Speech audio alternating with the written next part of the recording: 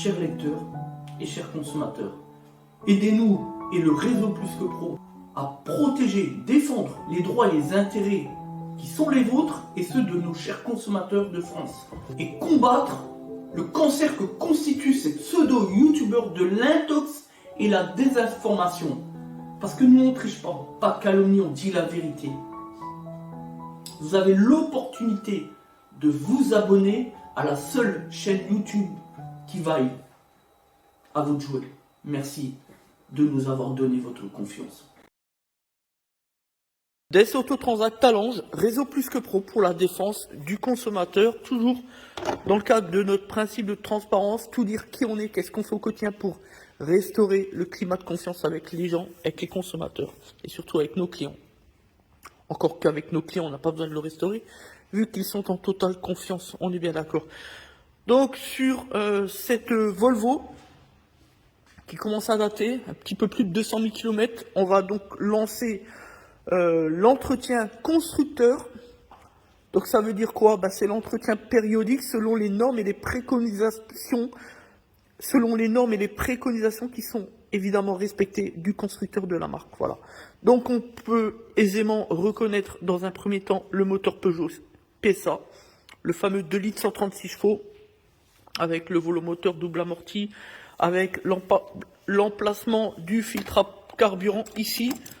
Justement, on va en parler, on vient de le déposer, vous avez pu constater, on a encore le vieux filtre, voilà, avec un gros joint torique, plus épais que la moyenne. Là-dessus, la petite fragilité, quand on n'est pas expérimenté, c'est l'empreinte, qui est une douille de 27 ici, empreinte de 27, avec le kické, qui permet de desserrer le filtre, tout simplement, hein. Donc dans le sens anti-horaire, évidemment. Sauf que le bloc ici, c'est du plastique. Donc avec le temps, les années, effectivement, on peut avoir une douille qui commence à travailler, hein, qui commence à s'arrondir. C'est du plastique, ça peut aussi casser si on force comme un buzz sans réfléchir. Alors que là-dessus, il faut prendre le cliquet avec la douille de 27, prêt à desserrer, et on y va doucement. On essaye de comprendre le point psychologique du bloc pour le filtre à carburant, pour le desserrer tout doucement, et hop, engager le desserrage. Parce que si on force trop, sans réfléchir, sans rien comprendre, forcément on va arracher, on va soit casser le bloc supérieur, soit arrondir l'empreinte, et après je peux vous garantir que c'est mission impossible pour le desserrer. Parce que c'est vrai que comme on a un gros joint, c'est très difficile en réalité de le desserrer. Donc il faut faire très attention. Voilà, c'est le petit point de détail. Voilà, donc ici on retrouve l'ancien filtre à carburant, le nouveau. Donc ensuite, rien d'extraordinaire. On peut l'emmancher directement.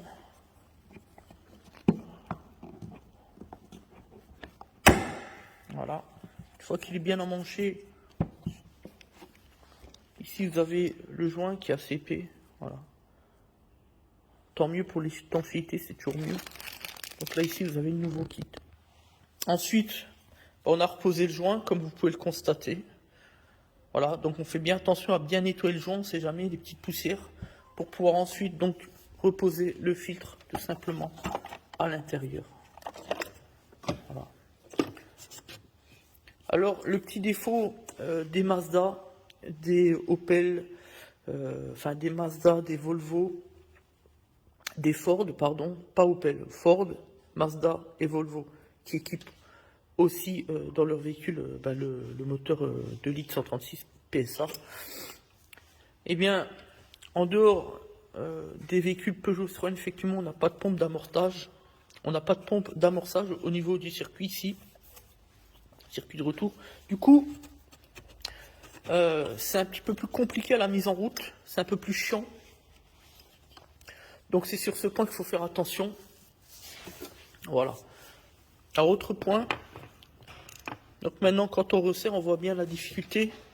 Donc il faut s'y prendre consciencieusement, à deux mains. Là, je le fais devant caméra, voilà, pour vous montrer à quel point c'est difficile. Vous voyez déjà là, je suis un petit peu en difficulté. Voilà, donc là, il est bien serré, nickel. Donc maintenant, on réintègre les durites, le connecteur et enfin le retour. Voilà, on dégraisse bien, on nettoie bien et on remet ici la cale.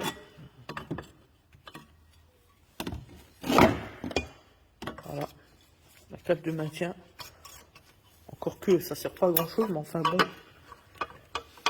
il était dessus donc on le remet. Voilà, tout simplement. Et enfin, on resserre les points de fixation.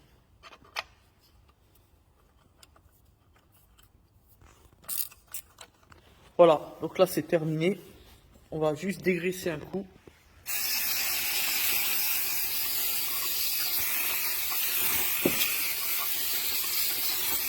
Et on sèche. Alors ce qui est important pour nous, c'est toujours, voilà, on le dit souvent, le principe de transparence. Parler de nos activités au sein de nos ateliers au quotidien. L'objectif, c'est d'essayer d'introduire le consommateur, le lecteur, dans notre établissement, notre entreprise, pour lui donner envie finalement d'avoir confiance. Et ça marche plutôt bien, puisque encore ce matin, on a eu un client qui habite dans la Haute-Marne. Donc c'est quand même à plus de 300, un peu plus de 300 km, c'est juste à côté de Paris pour faire simple. Et qui était prêt à venir chez nous, d'ailleurs qui va venir, il vient lundi après-midi. Il vient lundi après-midi entre 15h et 16h. Donc juste pour un problème de fuite d'huile sur sa Citroën C4. Voilà, problème de fuite d'huile. Manifestement, il s'est rendu, d'après ses dires, d'ailleurs on l'a enregistré avec le dictaphone, c'est pour dire, et on vous fera passer la vidéo, vous verrez, ce sera intéressant. Selon ses dires, donc, il a contacté plusieurs garagistes, et encore une fois, c'est toujours le même refrain, c'est que l'ensemble de ces garagistes n'apportent jamais la même solution. On a toujours des avis qui divergent. Un coup c'est la pompe à huile, un coup c'est un joint torique, un coup c'est le carter, un coup c'est ceci, cela, ils ne savent pas. Et le client, lorsqu'il demande un devis, on lui balance grosso modo un devis de 1 700 € pour un véhicule qui ne les vaut plus, on est bien d'accord. Donc nous, on est spécialiste PSA, on sait très bien déjà ce que c'est, hein. On a juste questionné là où il fallait le client pour qu'il puisse nous donner les bonnes informations. Et aujourd'hui, on sait clairement qu'on est sur un problème au niveau du carter inférieur. C'est pour ça qu'on lui a, dans un premier temps, enjoint de venir pour un diagnostic, ce qu'il va faire donc lundi, pour qu'on puisse mettre le véhicule sur le pont ici, lever, puis voir exactement de quoi il retourne. En tout cas, on en est bien loin des 1 700 € en termes de devis, puisqu'on a plutôt, nous, chiffré cela à autour de 400 € dans la pire option, parce qu'on lui a mis en avant, on lui a expliqué évidemment, on lui a tiré bien évidemment les options, donc qui sont au nombre de 2. Et voilà, par exemple, un élément tout simple d'abus du garagiste, l'enseigne du constructeur de la marque, qui lui a dit qu'il fallait à nouveau remplacer la distribution alors qu'elle venait d'être faite il y a moins de 2 ans, d'accord? Moins de 15 000 km, d'accord? À partir de là, nous, ce que l'on fait, même si on doit ouvrir la distribution pour pouvoir, par exemple, faire la réfection du joint derrière la pompe à huile, ce qui est une hypothèse plausible d'ailleurs, bien à ce moment-là, on va simplement remplacer la courroie de distribution et non pas les galets, la pompe à eau, etc. Puisque c'est neuf. Par contre, la courroie, oui, effectivement, quand on dépose une courroie de distribution, il faut absolument la changer. En tout cas, on ne peut pas prendre ce type de risque. Mais voilà. Donc, du coup, ça limite les coûts par 3. Ça divise le coût par 3. Évidemment, donc, chez le constructeur, eh bien, on lui a fait un devis. On remplace avec comme élément circonstancié de tout remplacer à nouveau, ce qui est totalement un abus. Enfin, c'est antiprofessionnel. C'est de l'incompétence, la mauvaise foi, enfin appelez ça comme vous voulez, voilà. Donc ben voilà, c'est tout pour ce document vidéo. Merci de nous avoir suivis, nous faire confiance. C'était Des Autotransact, Talange, réseau plus que pro pour la défense du consommateur. Vous pouvez faire comme ce client, futur client, qui vient parcourir sans la moindre gêne, sans la moindre retenue, plus de 350 km juste pour un diagnostic de fuite d'huile. Regardez aujourd'hui la confiance de nos clients. Voilà, merci et à bientôt.